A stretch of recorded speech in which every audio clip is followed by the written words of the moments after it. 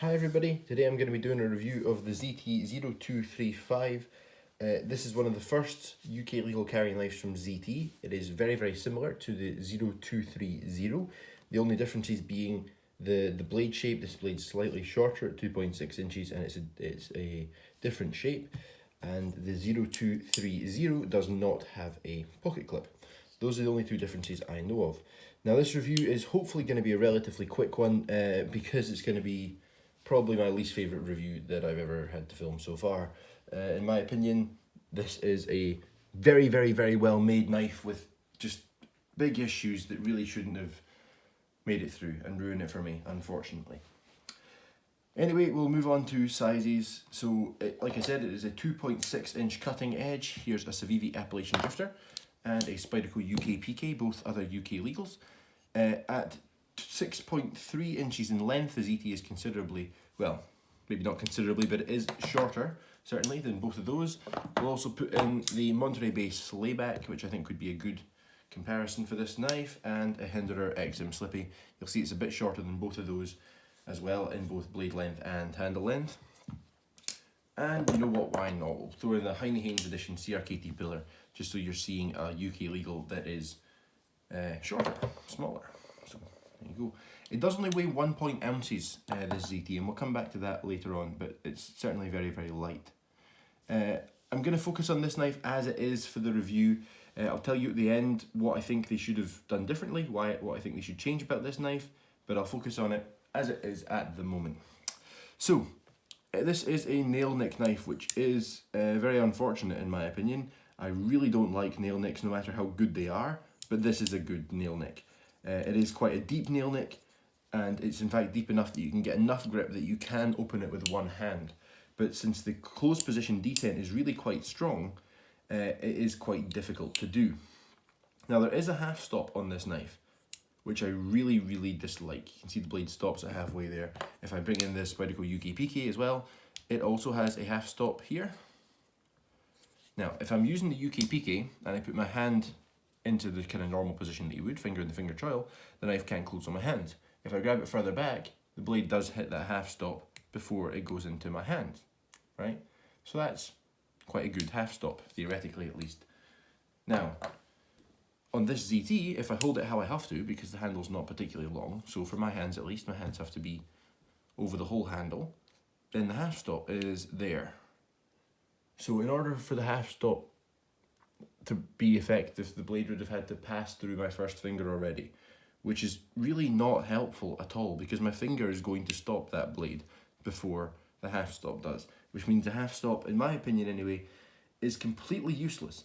And since it does interfere with the opening of the knife, it catches there and sometimes my thumb slips off here, I think the half stop just shouldn't have been here. I don't think it's helpful for anything. And also if you push on the back of the blade, the knife pops closed and the half stop doesn't catch it anyway. So yeah, I really do not like the half stop on this knife at all.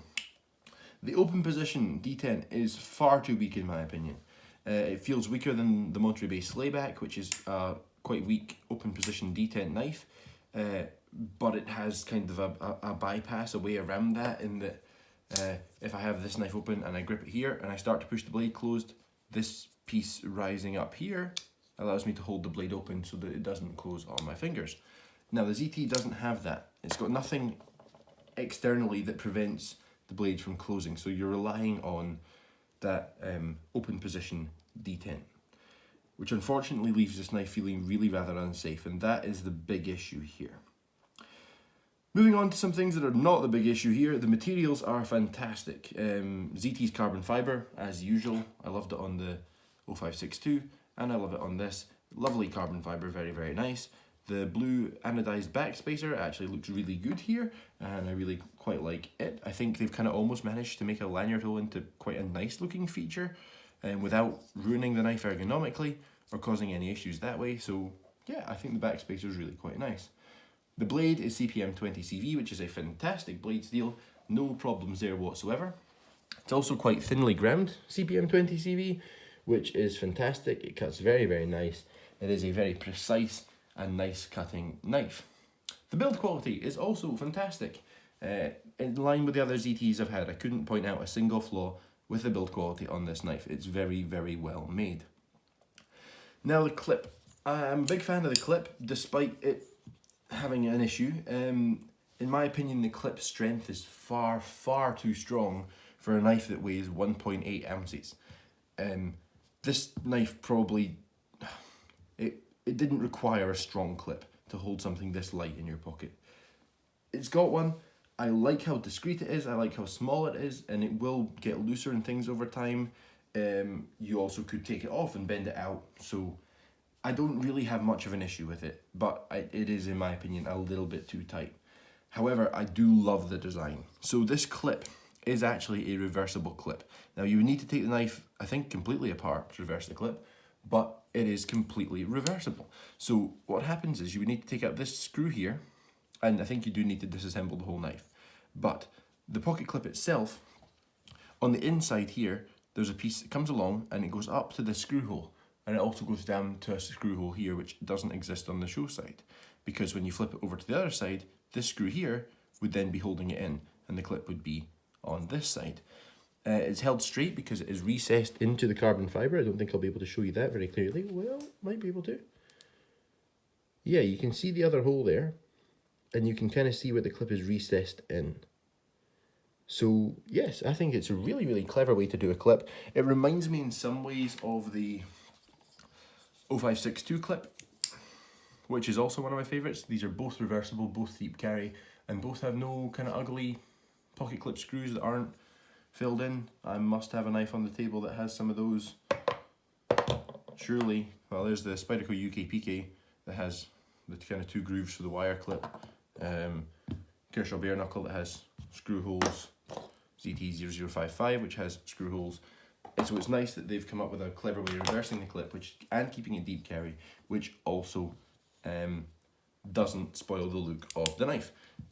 And it is very, very light. So when it's in your pocket, the phrase disappears in the pocket is a little bit overused, but this kind of really does. It's a very, very easy knife to carry. It's a Jens Anso design, I think is how you pronounce it. He's a well-known knife designer. I can't pick up on any particularly obvious design style here. It's quite a basic shaped knife.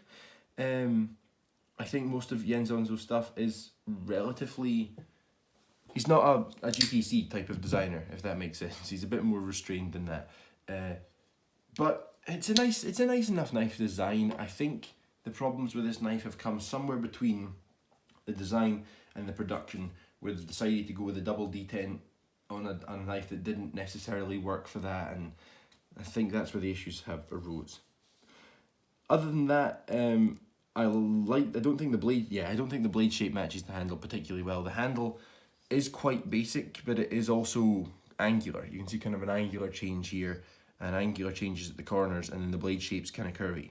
I think the 0230 blade matches a lot nicer, and it's a little longer as well, but unfortunately, since it doesn't come with a pocket clip, I more or less require a pocket clip on my carry knife. It's an important thing to me. Ergonomically, it's fine. I don't get any hot spots. It's okay. I don't get particularly much grip either. There is no jimping anywhere on this. Not that I expect you would need a great deal of grip on a knife like this, because it's definitely a light duty knife. But overall, the design, it doesn't really do much for me visually, and I don't think it works particularly well because there is nothing that you can hold to keep the blade open, and the open position detent isn't particularly strong. So I kind of hesitate to call it the design that I have issues with, because I'm quite sure that the designs from Jens Anso I wouldn't have had issues with, and ZT's manufacturing I don't have issues with. I think there's somewhere in that middle step where the ZT people have tried to translate Jens Anso's design into something that they will manufacture, and I think that's where it's lost something. I don't know anything about this design originally, but I would have to imagine that it was a more traditional style slip joint with a back spring. And if that was the case, I think it would have worked quite a lot better, because it would have just been slower opening, the nail nick would have made a bit more sense, and it would have had a stronger open position detent, and it probably would have felt safe enough to use more continuously. So I think that's where this has gone wrong, really. Yeah, that's the bit that hurts me, really, is that I see a lot of potential here. I just don't think it quite got there. The value is, I don't think it's very good. I don't think it's very good at all. This is a £180 knife in this country. Even this kind of high-end UKPK model with the S110V blade and aftermarket scales, even including the cost of the scales, I'm at about 140 or so for this, which is just, in my opinion, a vastly superior knife to this one. I paid 150 for the Monterey-based Slayback, which is very almost exactly the same materials, really quite similar construction, and they're both double detent knives, but it feels safe enough to use. This is a very, very good knife, the Slayback, and probably the EWC as well. I've not had one yet, but it's very, very similar to the Slayback, so I expect it to be pretty good. But there's a lot of extra details here as well, like this has this lovely contoured 3D machined titanium pocket clip, whereas this has it's a very nice pocket clip, but it is quite a basic pocket clip. Yeah, I consider this to be a far better knife. However, the ZT is made in the USA, and you do have to give it some extra points for that. I certainly give it some extra points for that. But yeah, I think you can buy a far safer. I mean, if you're just looking for a utility kind of UK legal carry thing for like 35 quid, you can get a Heine Haynes pillar, and this is a far safer knife to use than the ZT, absolutely. So I don't think this is good value for money at all. I really can't think of a scenario where I'd recommend this. It's the most it's one of the most annoying knives I've ever had to review, because I really like ZT's work. The other two ZTs that I currently have, the 0055 and the 0562, are two of my very, very favourite knives. I have another ZT on the way, which is a titanium frame lock again. I think I'm going to very much like it as well. I've loved all of their stuff so far except this, because it just doesn't make a lot of sense to me. The build quality and materials are great, but it is completely let down by the opening and the safety. What makes this far more frustrating to me is that I really think it could have been fixed very, very, very easily. I don't have a Civivi McKenna on the table with me at the moment, unfortunately, to show you what I mean. But if you were to extend the back of this blade out here just a little bit, you would end up with essentially a front flipper tab sticking out here. With this style of double detent mechanism, I think this knife would front flip very, very well. And in the open position, that tab would have to lift out the back of the knife to allow the knife to close.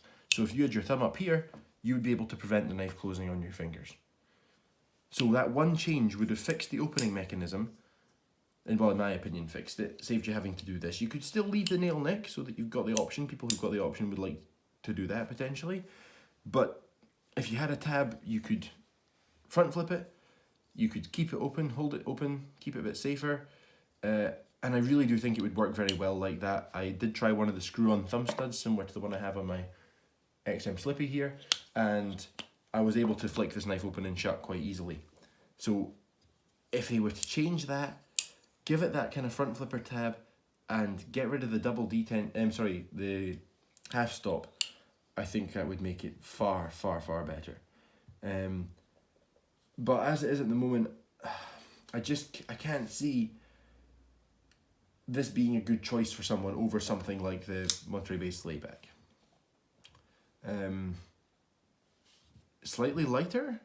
It's slightly lighter. It is made in America, that's great, but no, it's just not very good, unfortunately, and that is a real shame, because I really wanted it to be very good, and it's made so well that the problems with it are just so frustrating, because it came so close to being a really good knife, and yeah. Well, anyway, that's it for today, guys. Hopefully the next ZT I get doesn't frustrate me quite as much as this one. Thanks for watching. Bye.